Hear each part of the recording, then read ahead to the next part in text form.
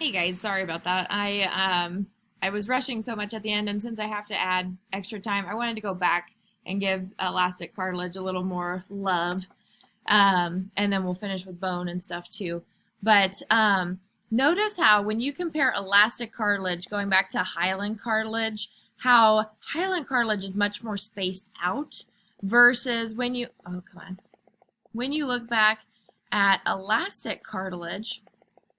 Come on. Here we go. How much more dense all of this looks. Okay, because there's all these elastic fibers that when we put dye on them to look under the microscope, it really deepens and picks up more on that stain that we use. That's what all that purple is. Okay, so with elastic cartilage, what's it for? Elasticity. Go figure. But you have this on your external ears. Okay, your auditory tube, which is what connects your ears to your throat. You ever notice that when you have a sore throat, you have an earache, or vice versa?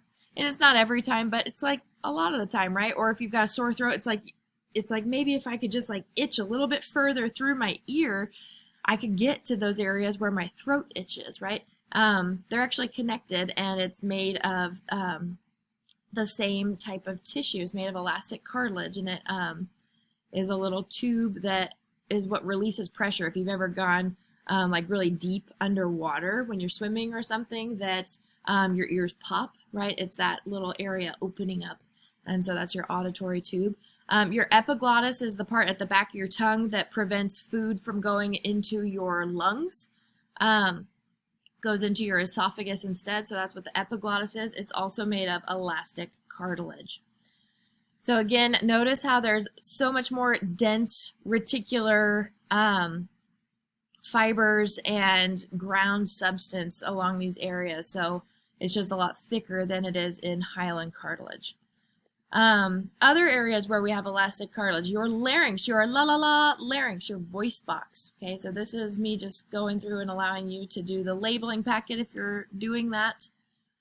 Okay, again, when it comes to the practical, it's going to be pictures of these things, and you have to identify what type of tissue it is. So the labeling packet is optional. It's if you want to do that.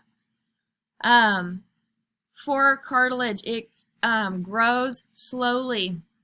It does not repair quickly because it doesn't have a lot of blood vessels that go to it. And then we get to bone. We know our bones, right? You can touch them on your face, on your arms, on your legs, right? Your whole skeleton is made of bone, mineralized bone.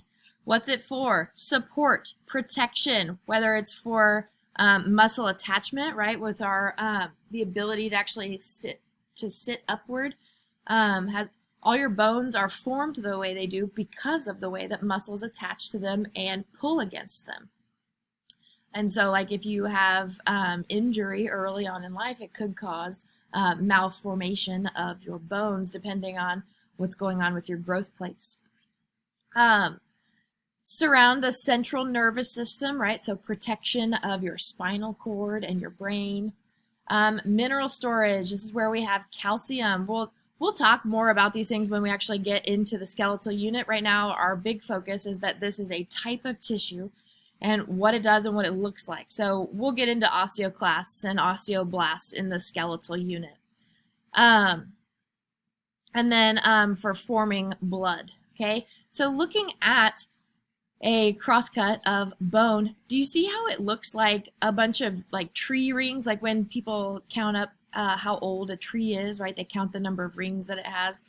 That's what bones looked like to me. When we're looking at bone tissue, that's what that looks like to me. I don't know if you see it as well.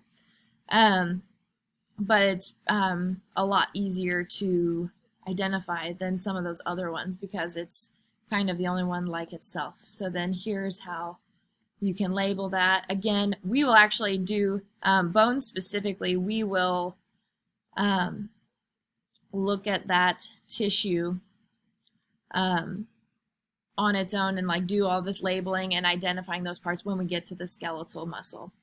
So that's what we did in all of the notes today, was looking at the different types of tissues and being able to identify them. That's the big thing, knowing what they do, what their functions are, where you find them, different places in the body that you find them, and then being able to identify them as a microscopic tissue sample. Okay, and I'll see you next time.